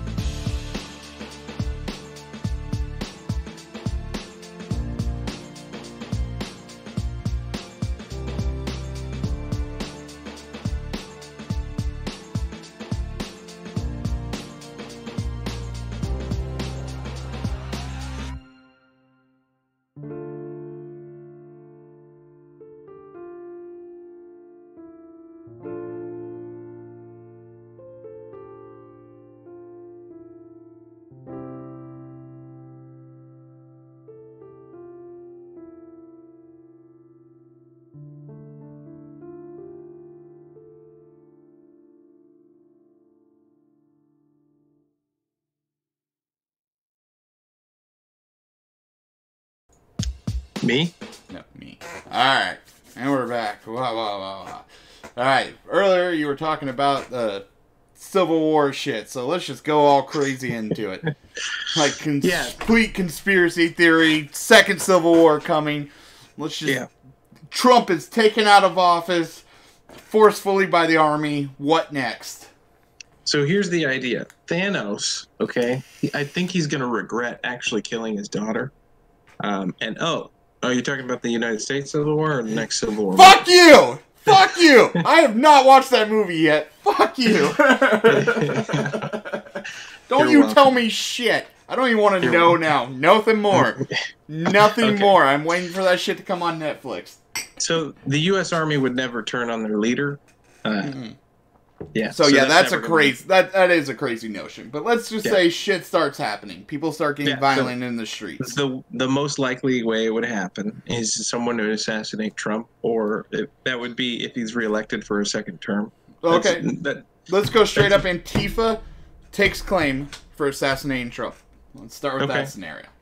Well, essentially, every person who's on a campus, like a liberal campus, like Berkeley or something, would start being shot at. This would infuriate people who have children there. They'd pull them out. There'd be some sort of news, like an attack on the colleges or something like that. Yeah. An attack on institutions and such. But the thing is that the Republicans who do this they'll be the fringe ones. They might be very good at what they're doing, or they might be very bad, because a lot of Republicans happen to be ex-military. The worst problem that you would have is if they were actually a professor, because you would never catch them. And just like the Unabomber. The Unabomber was a professor, and it took basically his brother reporting him based off the handwriting for them to figure it out. Okay. Keep on going. Go ahead. Yeah. So anyways, the idea is that basically when Republicans actually do something, most of them won't. Like, most of them are Christians, and they have kind of like designs on being martyrs. They're masochists when it comes to religious ideology, almost as bad as the Buddhists, really. But anyways, but the extremists, basically people who have been disenfranchised or who have been personally attacked either online, or they've lost their jobs because some leftist person decided to say that, he raped me, and they didn't actually do that. Or they're even tertiarily associated with that person. Yeah. They will be inspired after the assassination of Trump to do something about it. So do you think that there will be straight up shooting in the streets, or do you think this is just going to be just like a handful of minor terrorist attacks until shit gets a little bit more stable? The one thing that did, I suppose, separate the Civil War from then to now is there was a unifying cause for the South in general. Whether it was, mostly just 3 states pushing it, or whether it was all of them united, it didn't really matter, because once the Mason-Dixon line was drawn, it was pretty much game over for... It was us against them. We have slaves. 100%. This would in no way be that. This would be straight up, it's like you said, it will be people attacking in the streets. Is how it would be. No. Essentially, there would be some sort of sign. This happened actually before the last Civil War. There was this thing where people would wear an armband or some sort of, what do you call those, handkerchief or something of a particular color. And then that person was indicated to be an abolitionist or a loyalist. Yeah. Or I think they call it loyalist, or they might have called it a slaver. I don't know. Either way, they had derogatory terms for it, but that's what would indicate whether or not you would attack that person. So the perfect example would be if this person's wearing a Trump hat, then they're likely going to be cool. Yeah. So that means that the Republican mystery force wouldn't attack them. But that also marks you as a person who's likely to be attacked by the mystery Democrats. So it's one of those things. You have to basically put yourself out there to say, hey, I'm one of you. Otherwise, you're a non-combatant. That's kind of the way it works. Yeah, no, I get you. Would it get to the point where lines are actually drawn? or cities are, liberal havens, and they're breaking away from our Republican government, because you got to realize Pence is still in charge at this point, or whoever the 2020 running mate would be if Trump won. So the government in general is going to be Republican. So yeah, California break off or break into 3 states and divide themselves up that way, or what do you think? That's a difficult one to say. All I know is that it would definitely start with California. The federal government would retaliate on sanctuary cities to begin with. I think the first people to suffer would be the actual immigrants. I mean, one of the things that Trump wanted was a wall. And the interesting thing about what happens when you assassinate somebody or get rid of somebody unjustly, I mean, it doesn't even have to be an assassination. They become a straight-up martyr for everything that they stood for. That's correct. So that means that there will be an amazing unifying push, the likes of which have rarely been seen since the end of slavery, with Republicans. Basically, Republicans have been relatively sleeping. Do you know why they were made, by the way? Why what were made? Republicans. To abolish slavery, right? Mm-hmm. They were actually made in conjunction with freed slaves. Yeah. So that they have basically throughout history ebbed and flowed with causes, relatively been pretty small in size up until socialism started coming to the United States. That would be around the time of good old FDR. Yeah. And ever since then, they've kind of tried to remain at least comparable to the Democrats. But there were periods of time where they didn't even sort of resist the Democratic incursion, because they were basically, there was like 4 different kinds of Democrat and Republican, or sorry, 4 different kind of politician. There was the loyalist, or not the loyalist, the Democrat conservative, the Democrat progressive, and the Democrat normal. Yeah. And then the same thing for the Republicans. And the Democrat conservative was the racist. The Republican conservative was a guy who basically didn't think much of black people, but didn't really want to inhibit them because the Constitution said they were equal. Do you understand? Yeah, I understand. Okay. But that all changed in the 60s. Well, you say it changed, but basically what I see is that they want to keep government. Like, they've always wanted to keep government. Who, Democrats? Yeah. Yeah. No, Democrats kept with their socialist ideals from FDR on, because FDR really excelled at it, especially with, like, the New Deal and shit like that. And by the way, there's reports that say that the FDR's tariffs actually extended the Great Depression. I don't know. I got to disagree with you on all that, but getting off topic with that. We're getting way off topic. You're not talking to me. You're talking to, like, economists. I'm just saying. Anyways, yeah, go ahead. All right.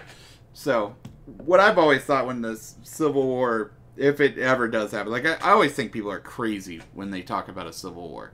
Like, straight up, the government would put a stop to it immediately. Like, no matter how things turned out. I just think it's too insane of an idea to really play with, because... like, the second, like, let's say President Trump is assassinated, and the second that there's a couple of terrorist attacks in town, the government's going to straight up shut down social media. Done. It's just going to take control, shut it down. All businesses that do business overseas are going to be shut down. Amusing. Do you know what will happen? Chaos. Do you know what kind of chaos? The kind where people are poor as fuck.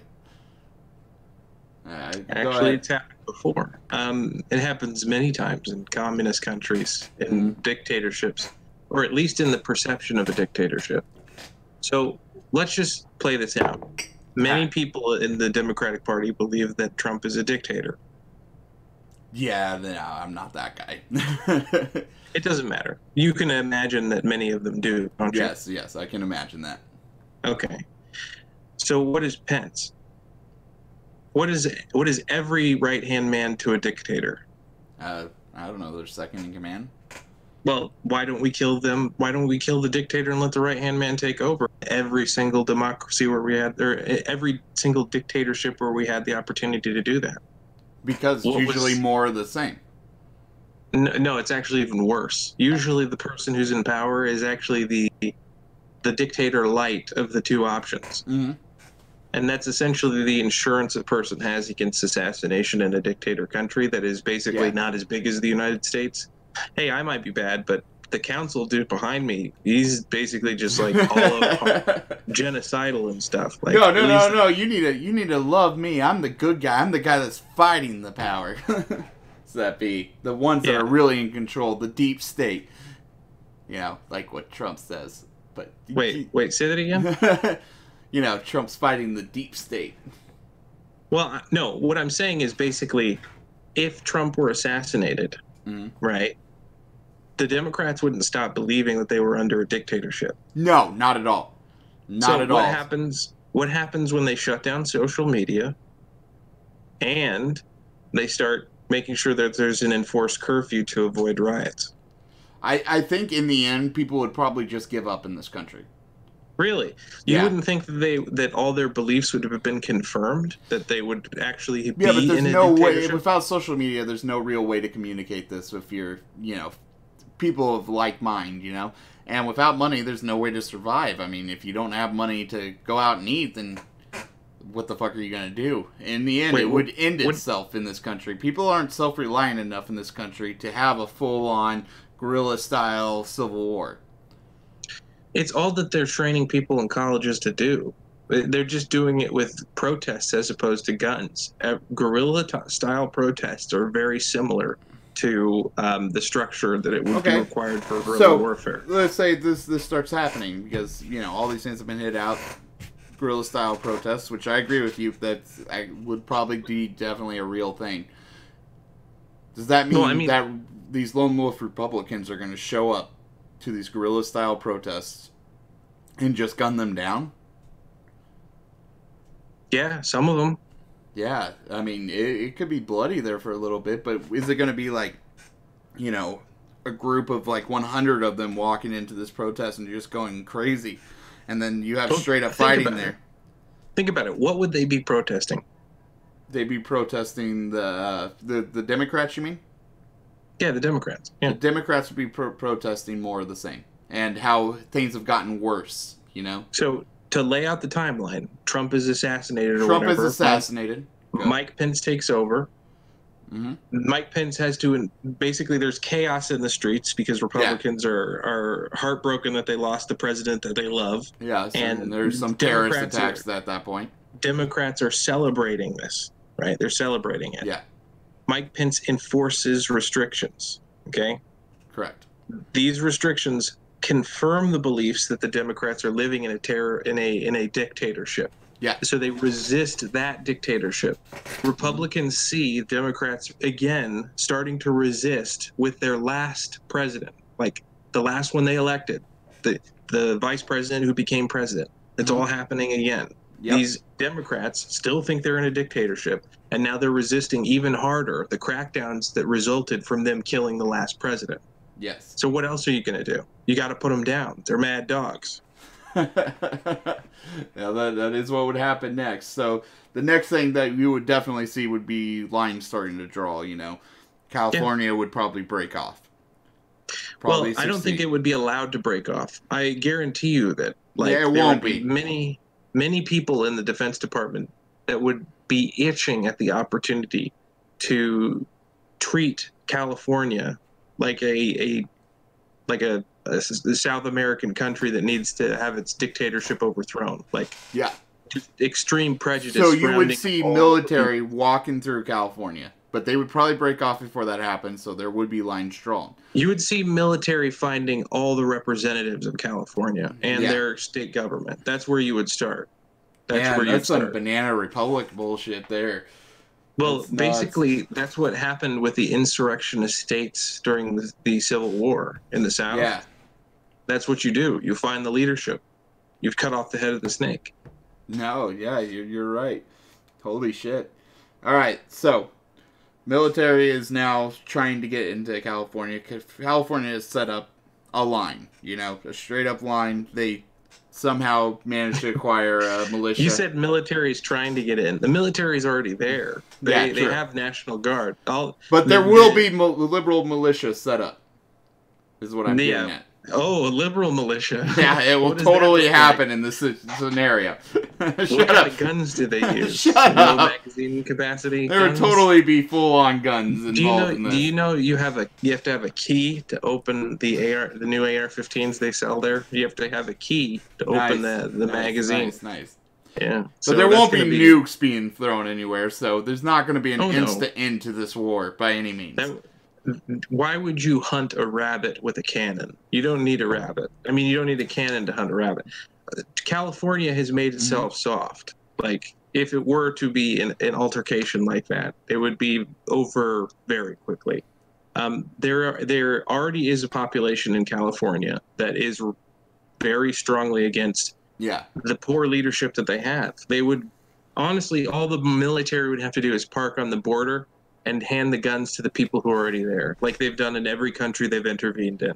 Just make sure that, hey, do you guys need more bullets? What do you need? You need some more resources? You need us to hit any targets from a distance?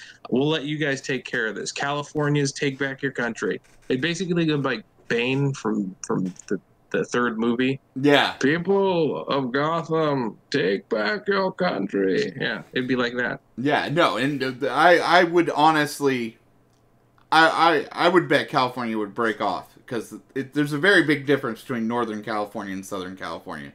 So, Northern California, stays with the United States. Southern California breaks up.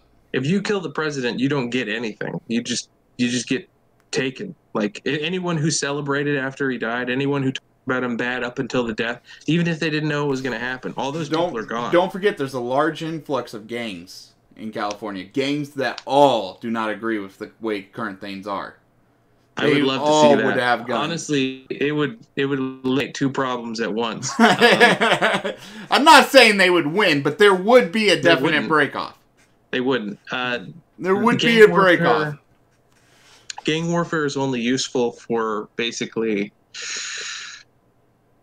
maybe an extended occupation, but even then they don't have the discipline for that. What do you think the fucking Middle East is? I mean, it's basically just a bunch of fucking true believers. Gangs. True believers, yes, but they're still gangs. They Not have the way no you think real of them. military training. What inspires a gang today in the United States? Money. Money. What inspires a insurgent group in the Middle East? Religion. So which one was willing to put up with more shit? How many friends are you going to lose before you give up if you're being paid for it? And how many friends are you going to lose? Keep in mind, your friends keep going to Allah, and they get the 40 virgins, and you don't, while you're still alive. Yeah, so which one's going to fight longer and harder? That is true. That is true. Yeah, that's what I thought. Yeah. But the level of training here, I guarantee you, it's not going to be any different. So it's going to be the same style of fight that we're dealing with in Afghanistan. Maybe no suicide bombers, but it's going to be harder than what you think. Maybe. I think that in reality, a lot of these people out there who are gang members are ultimately Americans, and they know which way the wind blows. I really think that if you offered them enough money, they would join your side. Yeah, tell that to Mexican gangs. But all right. I would just tell the Mexican gangs to get on the bus. So California broken off. Okay, let's go from there. Southern California is its own country right now, fighting off the American. If you say so. Yeah. Sure. All right. Okay. We got New York next. An interesting proposition. There's even pockets in New York that resist democratic people, but they would. Let's just say, for example, that in the best way possible, they have the most amount of time to prepare. Then they will have to commit purges of the people who are Republicans. That is true, and that would be hard to do. But also in a state like New York, where gun laws are very strict, a lot of Republicans aren't even going to be that well armed there. That well armed compared to what? A Democrat? They'll have the manpower.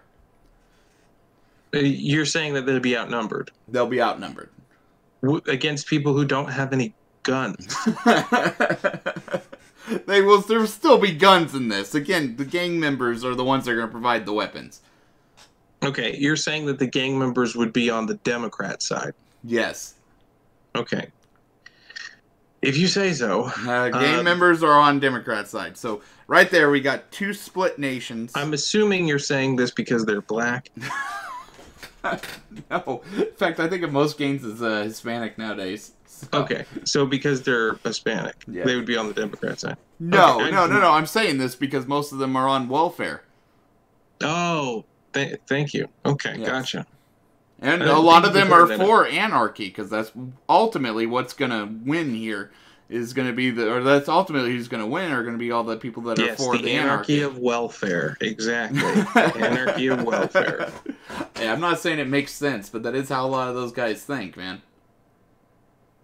You are some sort of scientist, man. Yeah, I am. I'm a fucking genius here. I got fucking brain power up the ass. What kind of cholo connections do you have? Damn, you're in the mind of the killer. Careful, dude. Now, you don't want to go too deep. The other thing that you're going to see, and because this is going to be the category I'm going to be in, is people piecing the fuck out.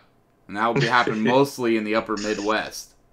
Oh, interesting. Because those are going to be the people that just go on to Canada as refugees. Because Canada's going to start taking in refugees to get on good with the world and all that shit. And it's going to make them look awesome. Probably bring them into a major, like the biggest world power by the end of it. Like Canada, if the United States completely crumbles out of this, Canada will be the one that comes out of the flames. Because they're going to be the ones taking in all these refugees. All these capitalists that America had that got out of there in time. All the Midwest farmers that work extra hard. They're going to have this huge booming economy all of a sudden because they got the land mass for it and everything. So you'll have... all the diversity you're saying. I'm just saying... Canada's going to get more diverse. Canada's going to get people from the upper Midwest. Again, people who are hardworking, people who farm, things like that, know a lot about how to be self-sufficient and shit like that. They're going to get those guys. And then they're going to get the rich business tycoons. Do you think those people who farm the land are going to leave? I think so. Because it's going to, especially as shit gets close. Like, you start hearing about attacks in Kansas City, you got 5 kids, and, you know, you're just going to be like, no, fuck that. I'm going to take care of my kids. I'm going to get them the fuck out of this country. Especially if you live like 100 miles from the border. You mean this farmer's going to say, I got to get my kids out of my country? Well, I'll tell you right now, if it was me, if this actually happened, and I started hearing about fighting starting to get close, like, if I start hearing about fighting in Kansas City or something, I live, like, 300 miles from the border, I'm just going to go right the fuck up there. I'm going to literally pack up my car and everything I can handle and ask for refugee status. I see. Interesting. Yep. Okay. And then I will get a job and become a Canadian. That's the difference between the Republicans and the Democrats. This has nothing to do with my Democrat sense. This has to do with me wanting to keep my family alive. That's exactly my point. I care more about my family than anything else. I think that's exactly my point. I think there's plenty of young liberals who are just fucked up, just as fucked up as Timothy McVeigh. And yeah, there's young conservatives that are just as fucked up as the Oklahoma City bomber. Yeah. But the point of the matter is that you think that you can run. I will run. That's what I'm gonna do. If I have to forge documents, I will. I know how to do that. No, I understand. No, and let's just say you can. But the problem with that is that when you leave, then you leave behind the country. So you would be basically becoming a traitor. You would, instead of basically trying to resist what's happening, I'm going to just keep the refugee status out there. No, I understand. The difference is that I would never even think of doing that because basically, like everything No, I think it's because you don't have much to lose, you know? Well, that may be true. I mean, I'm not saying you're not worth more than me or less than me or anything like that. I'm saying you don't have that, like, first off, when you have kids, it's completely different. Like, everything about you changes.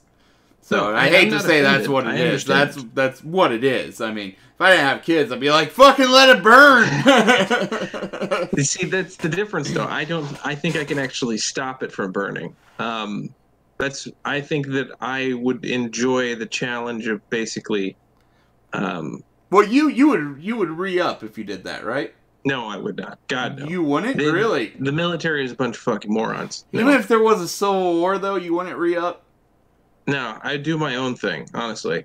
They did it. There was plenty of people who did it during the other Civil War. Maybe I join a militia if I think they're competent, but essentially... I swear to God, if you come up here and kill me before I get out of this country, fuck you. Well, honestly, there's always those people. Do you know why? Why? Think about it. Where are you going? What do you have on you? What do you mean? Okay. Like, if I left this country, what would I take with me? You said, come up and kill me, right? Yeah. Okay. You're traveling to leave, right? Yes. So what is your mind on? Getting out. Getting the fuck out, yeah. And what are you bringing with you? My kids, anything I can fit into my 2 cars. And? I'm gone. What? What else? What, money? Yeah. Money? So what do you think people are going to be doing who are opportunists? You brought everything they need. They just kill you. That might be true. That's a good point. It's not. Oh man, to it. I'm not gonna be able to take the interstate up there. Shit, you're right. Everywhere there's refugees, there's always the opportunists. I mean, it's the first thing. Yeah, no, you're right. Shit, I never thought about that. Oh my God. Wait, I just have to have a chair and say, free passports right here. Come here. A big sign.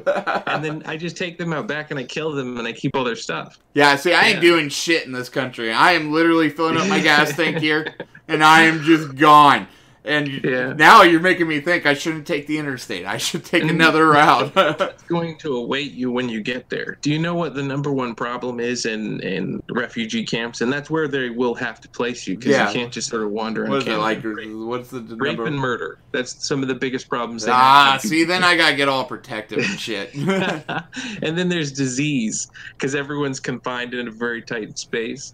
Also, there's theft too.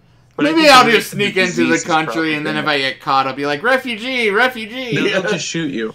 And during times where there's refugees, people are basically authorized to kill people who trespass. So fuck you! You gotta just ruin my only chance. Maybe you should research what happens when a country goes basally nuclear. True. In a political sense. Yeah. But there is a lot of death in the people who run, and the years after. As long as the UN isn't there to, cut those numbers in half. Would you ever get to the point, if during the early days of a civil war starting to break out, would you get to the point where you would join a militia in those early days? Or would you wait till it's full on, everywhere on the news, everything happening? Or would you do, let's say you were walking around, let's say someone came to your town and decided to hold a big, protest, a Democrat protest, okay? Shit started getting violent, okay? Mm-hmm. People start shooting each other, because people get crazy sometimes, all right? Now, all of a sudden, they're like, we're going to stay here. We're going to fight for this ground at this point, all right? Who is this, the Republicans or the Democrats? Democrats. But they're still a mile or two from your house. Would you attack, or would you move away, or would you stand your ground and hope for the best? If I understand correctly, these are protesters who decided to, shoot all the police, and now they're going to occupy the town? Now they're going to occupy, the town. Okay. I would wait for them to fall asleep, and then I would kill them, because they basically... So you're going to do it like France style, Viva the Revolution, Well, no, basically, there would be... If they actually killed the police officers, then essentially there would be a de facto martial law. So I would have the authorization to do that. No, you would. I agree with you 100%. The best time to do that would be when they would least expect it. After a victory, people usually celebrate by drinking. Yeah. And that means that they would be unprepared for somebody to attack at twilight. It's a tactic that the Indians would frequently use against the American. Okay, let's say they killed all the police officers and said, hey, we're taking over this town. But anyone who doesn't agree with us needs to get out, and they need to get out now. We will let you go peacefully. I'd still kill them. Yeah, I figured. Yeah. I mean, I basically have an authorization to do so. It wouldn't be personal. I don't really mind it too much, but I would at least try, because when am I going to get another chance, honestly? Yeah. It would be the perfect opportunity when they think that they're confident enough to claim the territory because they just suddenly killed somebody. Like, yeah. you have to have more plans than that. You have to have a secure area. You have to have resources. You have to have like you don't want them to know you've done it for at least like as long as possible. If they just haul off and kill, basically kill everyone who immediately could resist in that moment, just wait a little while because they're not ready for another counterattack. See, I got this little guy I work with. He's probably he's short, skinny guy, like 4'9" and like 110 pounds or something. Small fucking guy, a bit older, and he's a big, hardcore conservative, and he's foaming at the mouth for a civil war. Like, that poor man. He's got guns set up and all ready, he can't wait for it, he's all excited. And he always tells me, when that Civil War comes, man, you're going to be proven wrong. And I'm just sitting here thinking, my God, if that Civil War comes, I'm dead. This motherfucker is going to shoot me while we're at work. He's going to be like, Civil War, it's fair.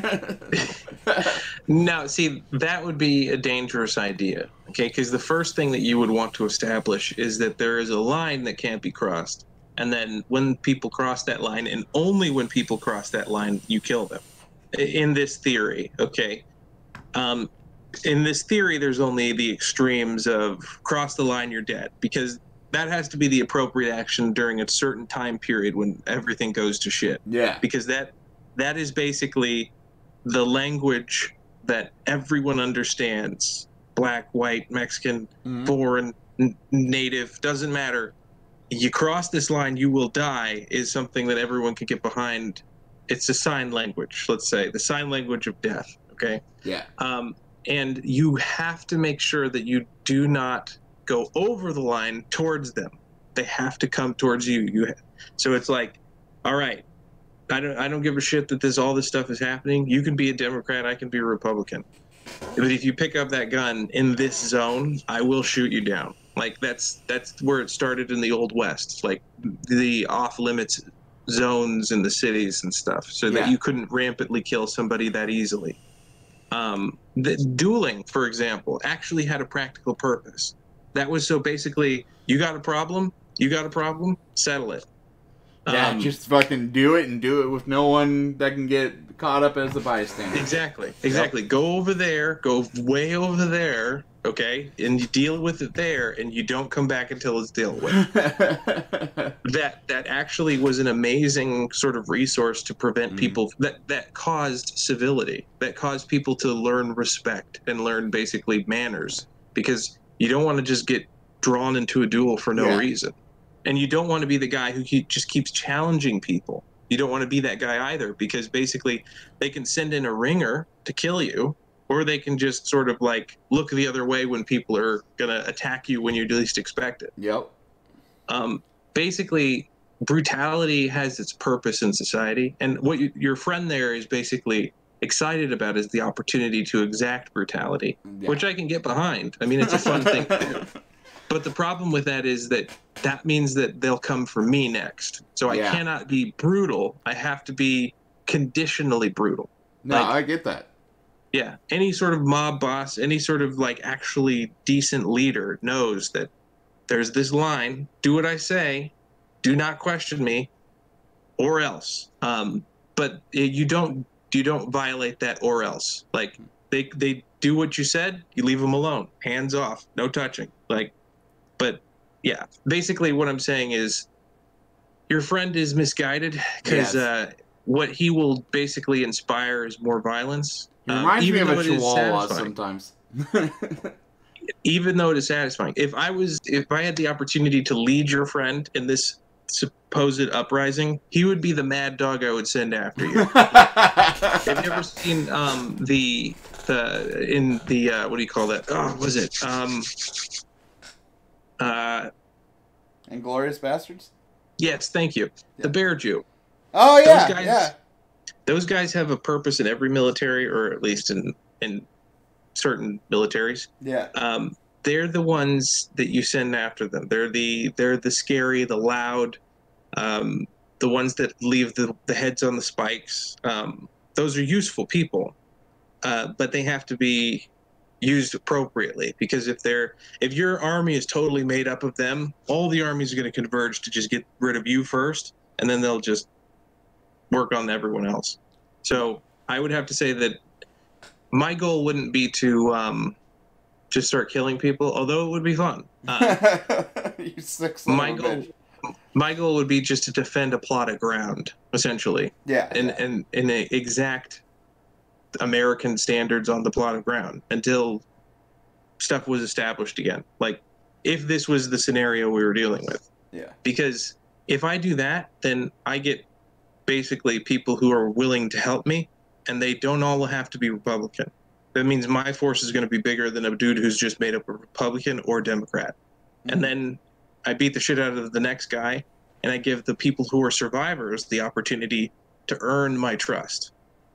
And that means that they're fighting with sticks for a while until I'm satisfied that they've lost enough people to understand that, you're on my side now. Yeah, it's like basically, this is all the stuff that happened during the first Civil War. Yeah. And it's all the stuff that happens in wars today. I mean, have you ever heard of the child soldiers? Yeah, like in Africa and shit like that. Brutally high dropout rates for those guys. I mean, if you made it to be an actual, I think they called them commando or something like that. Yeah. Basically, the graduate child soldier, you've lost like 50% of your dudes, the people who started with you. Yeah. And you probably killed a couple of them if you've made it to the end. Yeah. Shit. All right. But, I mean, yeah. But again, this is all hypothetical, so don't try to entrap me in some sort of legal thing. Oh, man. You just threatened to kill those people. It's over. Yeah. It's over. Oh, over. No. Yeah. All right. This is a good time to call it quits. So, any final thoughts here? Yes. I think this total civil war is extremely unlikely. Yeah, definitely. But I do think that there will be extremists if Trump is impeached. There's going to be Republican extremists because they'll believe that the end of the world is already coming for them, and he didn't deserve what happened to him. Even if he does deserve it, they'll think they won't. So I actually am not even thinking that Trump will be impeached. I don't see that being likely. It'd be nice. I mean, of course I hope. I want to see a president get impeached, damn it. Like, actually impeached. None of this Bill Clinton bullshit. You're a weird man, I gotta say. Yeah. I would never risk the country being thrown into such chaos, simply because I wanted to see something weird. I don't think it's gonna get thrown into chaos. I think I think overall it's just if the president does get impeached or if the president does get assassinated, there might be a couple little terrorist attacks, but we'll make it through. We've made it through this shit before. I mean, hell, Reagan was shot. I mean, Jesus Christ. It's just he lived though, so and there wasn't there. I would think it was just a crazy guy, not like a entire party against him. But I don't know. Nixon totally was kicked out of office. Well, he resigned, but you know what I mean. And sure, there was a little bit of turmoil and some disagreement, but he was literally the president that got us out of the Vietnam War, and yet he still resigned. So, I mean, I don't see our country reacting in a crazy way. People want to go on with their lives. People don't want politics to be the main driving factor of them, and that's why I don't think a civil war will ever happen. Antifa, Charlottesville. Hey, there's always crazies. Oh, yeah. And crazies and mobs, That's just always happens.